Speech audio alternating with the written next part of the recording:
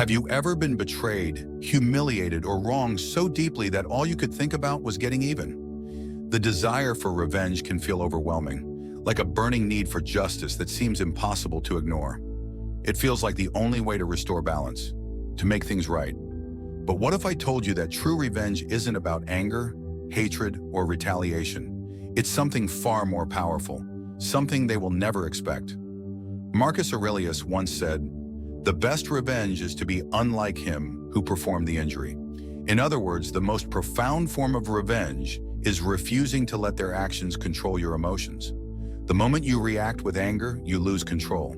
In fact, they've won. The more you dwell on revenge, the more power you give to those who hurt you. But what if you chose to rise above it? What if you reached a place where their actions no longer affected you? That is when you truly win. Seneca wrote, "No one can harm you without your permission." The pain you feel is real, but your response to it is within your control. You can choose to stay trapped in resentment, letting their wrongs poison your mind, or you can transform that pain into something greater, something that empowers you.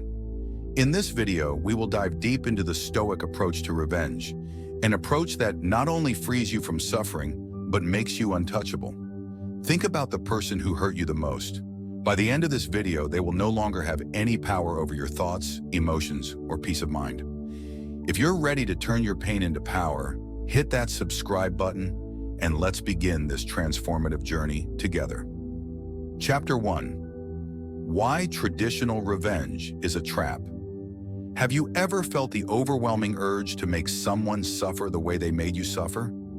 The sting of betrayal, the weight of injustice. These feelings can cling to your mind, refusing to fade. You replay the moment over and over, crafting the perfect way to make them feel the same pain you felt. It feels like justice, like balance being restored. In that moment, revenge seems like the only answer. But have you ever stopped to ask yourself, does revenge truly heal the wound, or does it keep it open, festering and poisoning you from within? Imagine someone throws a burning coal at you. Your first instinct is to catch it and throw it back, to retaliate. But the moment your fingers close around it, the fire sears your skin. You are the first to suffer. This is the nature of revenge. The second you let anger dictate your actions, you have already lost. You are no longer in control. You are reacting, not acting. You are allowing someone else's actions to define you. The Stoics saw this not as power, but as weakness. True power, they believed, is not in punishing those who wronged you. It is in proving that they never had control over you to begin with. Seneca famously said, "No one can harm you without your permission." At first, this may seem unrealistic. Of course, people can harm us. They can betray, deceive, or humiliate us. But Seneca's wisdom lies in understanding that the real damage is not in the act itself, but in how much we allow it to affect us. The moment you let another person's actions control your emotions, you have surrendered your peace of mind to them. And here's the cruel irony of revenge.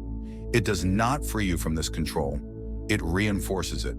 The more you plot, the more you dwell on your desire for retaliation, the more they remain at the center of your thoughts. Instead of moving on, you stay trapped in a cycle of anger and obsession. It is human nature to want revenge. Our minds are wired for it. In ancient times, retaliation was necessary for survival. If someone stole from you, attacked your family, or threatened your tribe, revenge was a form of justice. It maintained order, ensured consequences, and deterred future harm. Even today, our instinct tells us that by making the other person suffer, we will somehow restore balance. But this instinct, though deeply ingrained, is outdated. In a world where physical retaliation is no longer the norm, revenge has taken on more subtle forms. Silent grudges, passive-aggressive behavior, the slow poison of resentment. These modern forms of revenge do not bring the closure we seek. They prolong the suffering. Consider the story of Caracalla, a Roman emperor consumed by vengeance. After murdering his own brother out of jealousy, he became obsessed with eliminating anyone who might oppose him. He executed senators, persecuted philosophers, and waged costly wars, all fueled by paranoia and resentment. But did his revenge bring him peace? It made him reckless, isolated, and ultimately vulnerable. His obsession with vengeance did not only destroy his enemies, it destroyed him. One of his own guards, tired of his cruelty, assassinated him. Caracalla's legacy is not one of strength, but of self-destruction. Now contrast this with Marcus Aurelius. As emperor, he faced betrayal from his closest allies, including Avidius Cassius, his most trusted general, who declared himself ruler of Rome. Marcus had every reason to seek brutal revenge, but instead of reacting with fury, he responded with indifference. He did not let Cassius's actions shake his character or disrupt his leadership. And before Marcus even needed to act, Cassius was killed by his own men. The situation resolved itself not through force, but through its own natural course. Marcus understood that true power is not in retaliation, but in mastering oneself. Which of these two men was truly stronger? The one who let revenge consume him, or the one who remained untouchable? The answer is clear. The paradox of revenge is that the more you seek to punish others, the more you punish yourself. The more energy you spend thinking about your enemies, the more power you give them over your mind. You think you are hurting them, but in reality, you are keeping them alive inside you. And here's the greatest tragedy. Even if you succeed in your revenge, what then? Does it erase the past? Does it bring true peace? Studies have shown that acts of retaliation do not bring lasting happiness. Instead, they often leave people feeling emptier than before. The satisfaction is fleeting, but the resentment lingers, like drinking poison and expecting the other person to die. Revenge only deepens the wound. Seneca also said, "The best remedy for anger is delay." In other words, when you pause instead of reacting, you reclaim your power. When you refuse to let someone's betrayal shape your emotions, you win. Because the greatest revenge is not in making them suffer, it is in proving that they never had control over you to begin with.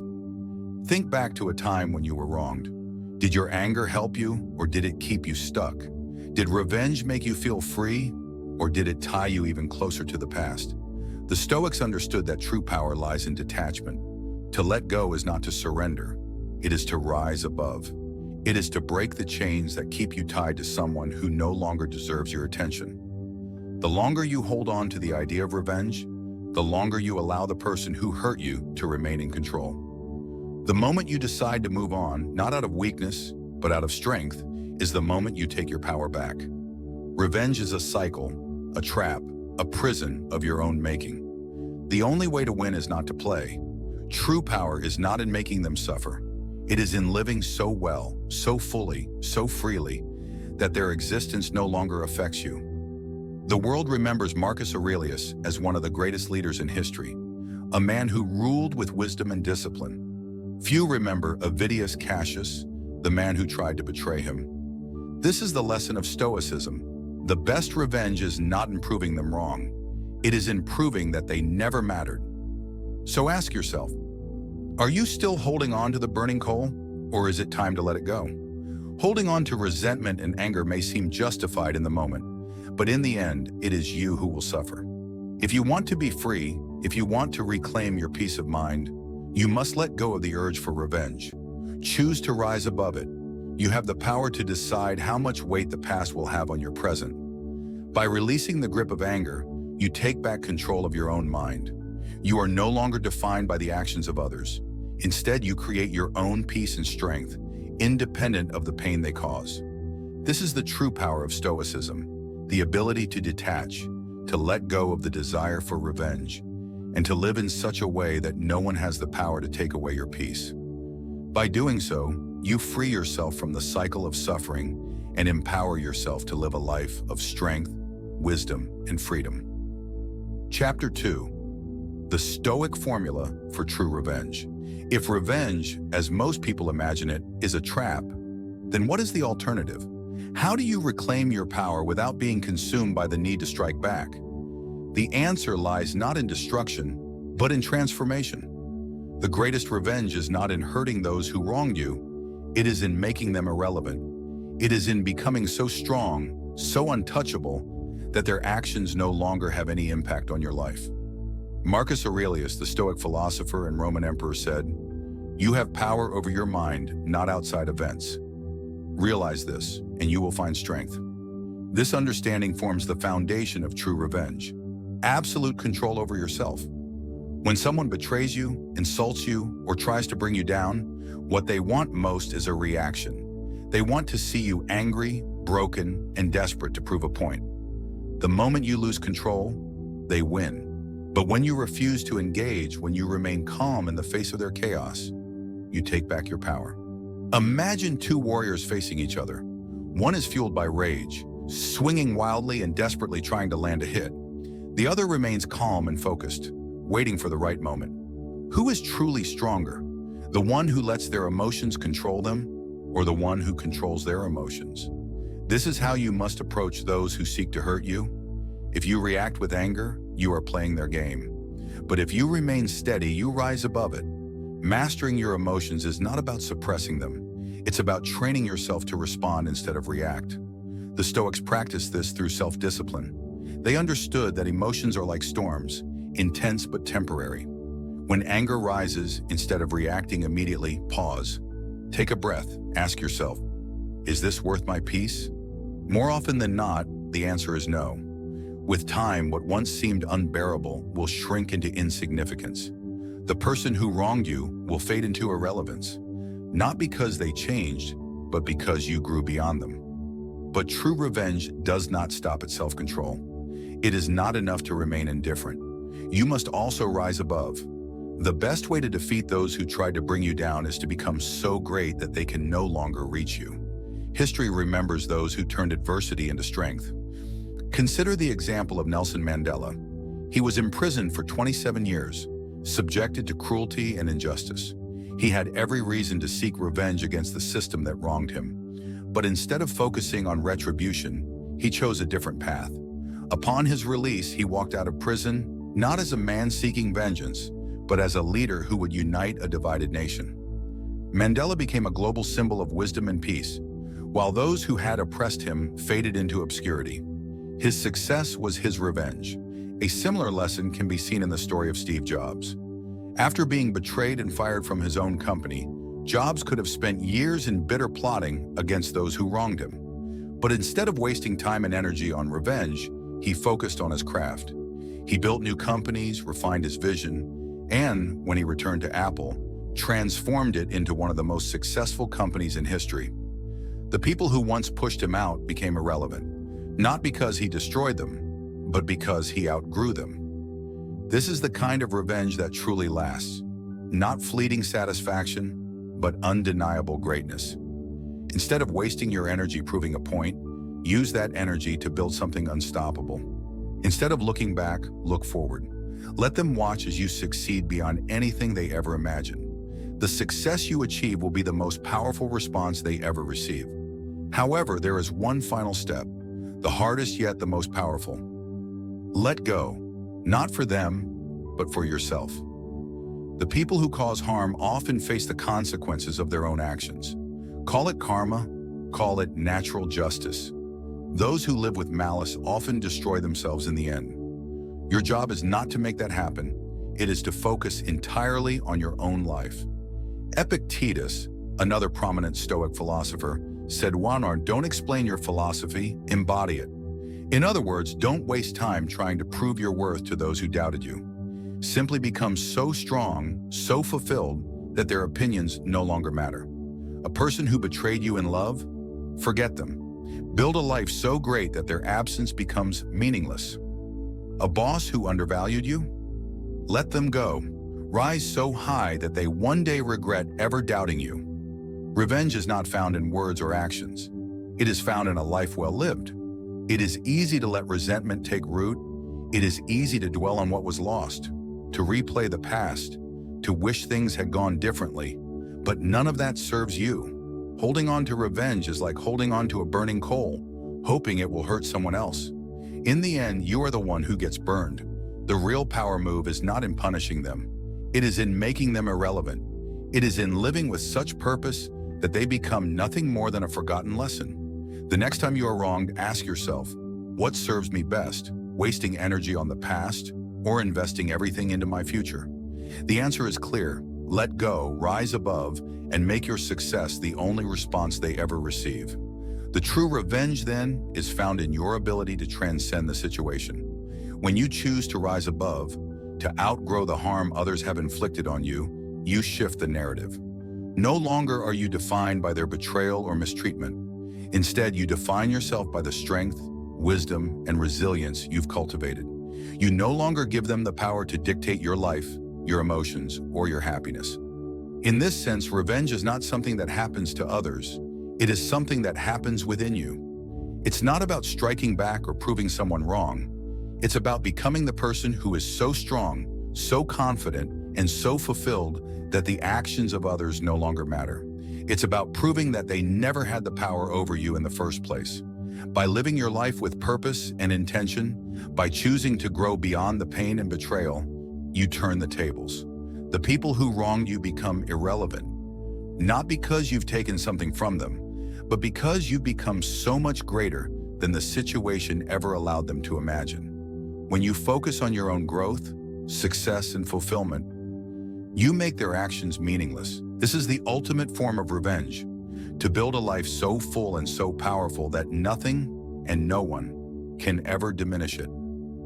Chapter 3, Practicing Stoicism to Let Go of Resentment. Letting go of revenge is easier said than done. Even when you understand that revenge is a trap, that it keeps you chained to those who wronged you, there is still a part of you that resists. The mind clings to anger because it feels like justice. It tells you that if you let go, you are allowing them to win. But the truth is, holding on to resentment does not punish them. It punishes you. It keeps the wound fresh, the pain alive, and the betrayal present in your daily thoughts. The only way to truly move forward is to take deliberate action in freeing yourself from it. One of the most powerful ways to do this is through a simple shift in perspective. What if the person who hurt you no longer mattered?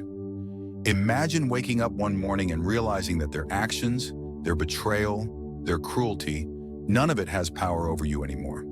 They become just another figure in your past, a distant memory, a lesson learned. How would that feel? What would your life look like if you were no longer weighed down by the need to get even? Would you be lighter, freer, more at peace? This is not just a thought experiment. It's a path to liberation. Seneca once said, "We suffer more in imagination than in reality." Most of our pain does not come from what happened, but from how much we relive it in our minds. Every time we replay the betrayal, every time we remind ourselves of the injustice, we are reopening the wound. But what if we stopped?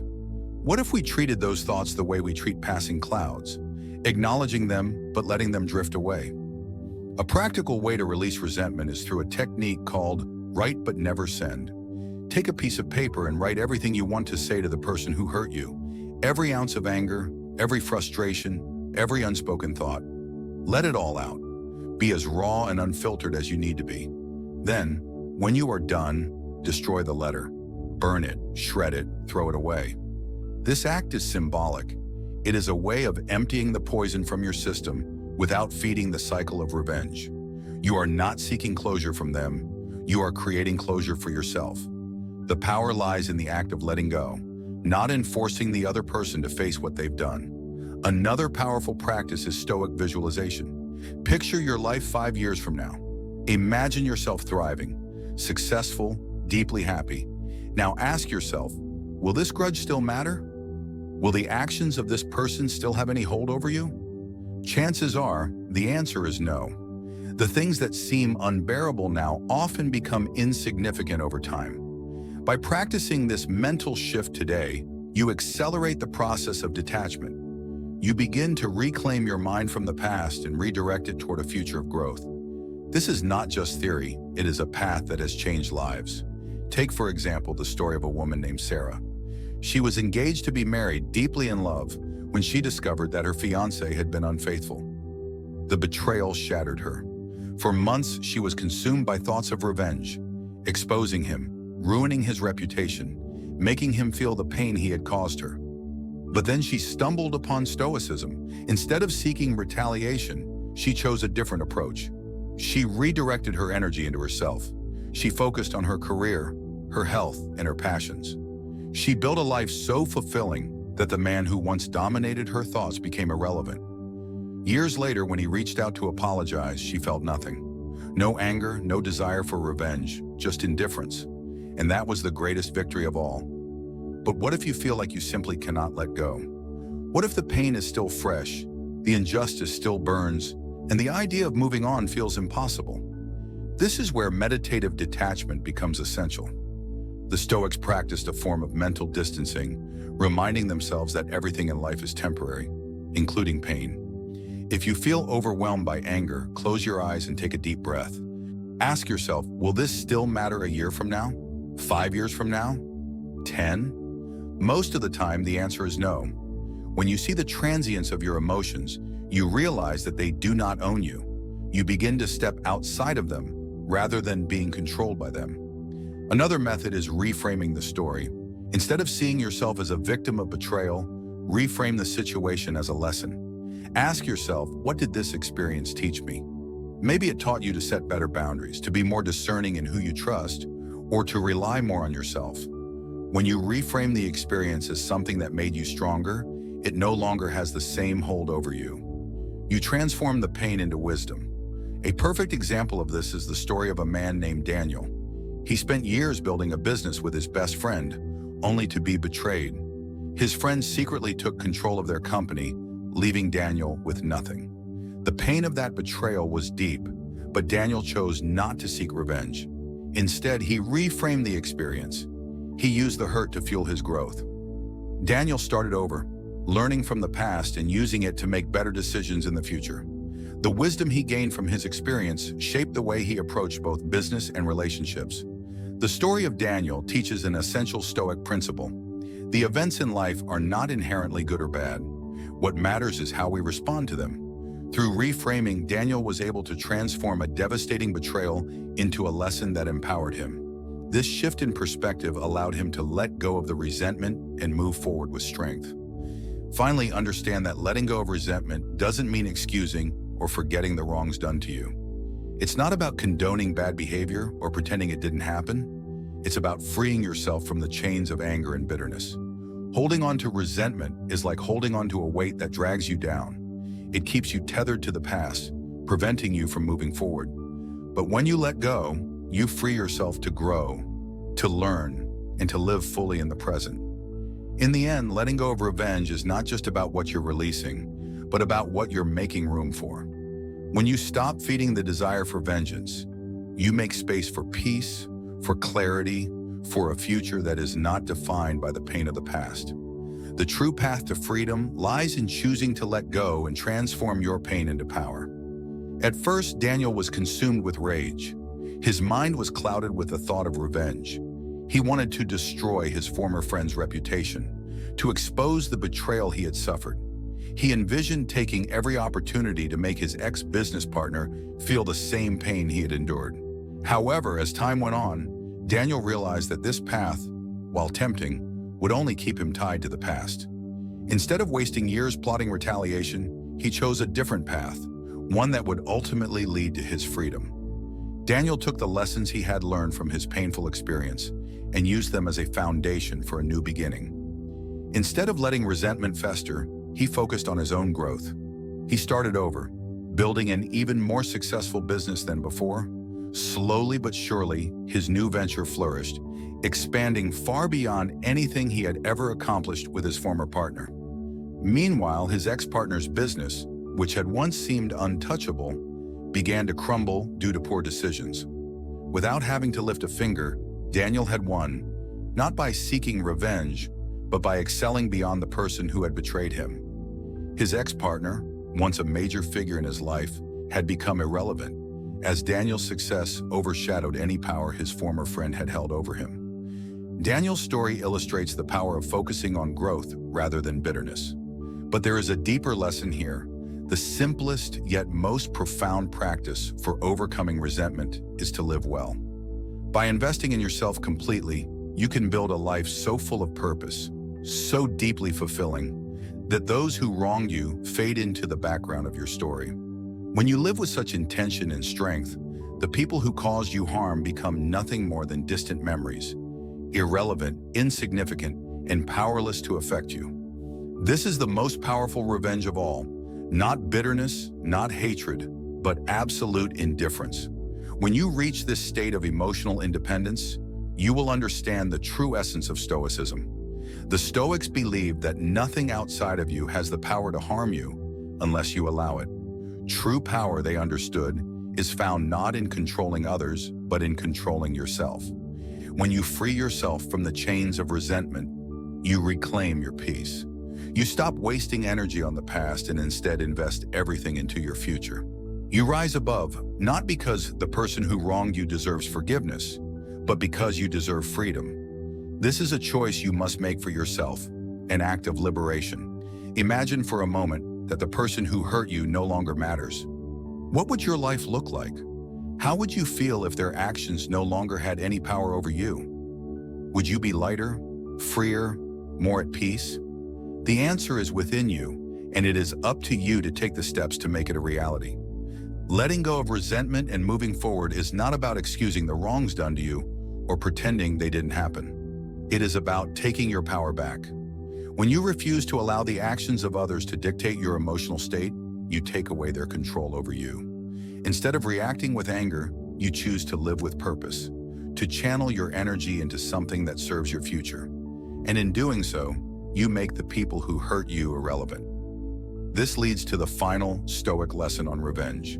Revenge is not about making someone suffer. It's about making yourself untouchable. The moment you stop chasing retaliation, you set yourself free. True power is not found in anger or in proving others wrong. It is found in reaching a place where their actions no longer affect you. When you are truly free, when you have risen above, their words, their insults, their betrayals no longer hold weight in your life. They may have once sought to control you by making you react, by invoking your emotions. But the moment you choose indifference, you deny them that power. This is the true essence of Stoicism. You shift your focus from the past to your future, from them to yourself. The Stoics understood that the key to a peaceful life was not to battle external circumstances, but to remain unaffected by them. The greatest revenge in their eyes was not in fighting battles, but in walking away so completely that the people who once tried to control you no longer had any power over your life. Marcus Aurelius, one of the most famous Stoic philosophers and emperors, once said, "The best revenge is to be unlike him who performed the injury." This is a powerful reminder that revenge doesn't have to involve striking back at those who wronged us. Instead, it means refusing to become bitter, refusing to waste your energy on people who do not deserve it. It's about turning pain into wisdom, betrayal into growth, and anger into clarity. When you do this, you take back everything they tried to steal from you: your peace, your confidence, and your direction. Consider the people who have wronged you, the ones who lied, betrayed, or hurt you in some way. Imagine if, instead of holding on to the pain, you used it as fuel. What if every moment of anger and resentment became an opportunity for personal growth? What if you transformed every ounce of bitterness into something productive, into a passion that fuels your success? As you grow and thrive, the people who once had such an impact on your life will fade into the background, becoming nothing more than a forgotten name in your past. This is not fantasy. This is the power of living by Stoic principles. It is not about erasing the past or forgetting the hurt, but about no longer letting it define you. Letting go is not easy, and your mind will try to pull you back to relive those moments, to justify your anger, to hold on to the resentment. But this is a daily practice, a conscious decision to choose growth over resentment. It's about discipline and commitment to the idea that your future is more important than your past. The true Stoic does not ask, "How can I make them pay?" Instead, they ask, "How can I ensure they no longer matter?" The question is no longer about them, it's about you. Will you allow the past to keep you shackled, or will you reclaim your power and move forward? The choice is yours. Let go, rise above, and let your success be the only response they ever receive. If this message resonates with you, take a moment to reflect. How will you change the way you face pain and betrayal? Share your thoughts and begin your journey towards strength and resilience. Your path to unshakable peace starts now. And if you're ready to master your emotions and take full control of your life, make sure to subscribe. In the next video, we'll uncover another Stoic lesson that will help you take control. Until then, live well, rise above, and never let anyone dictate your peace.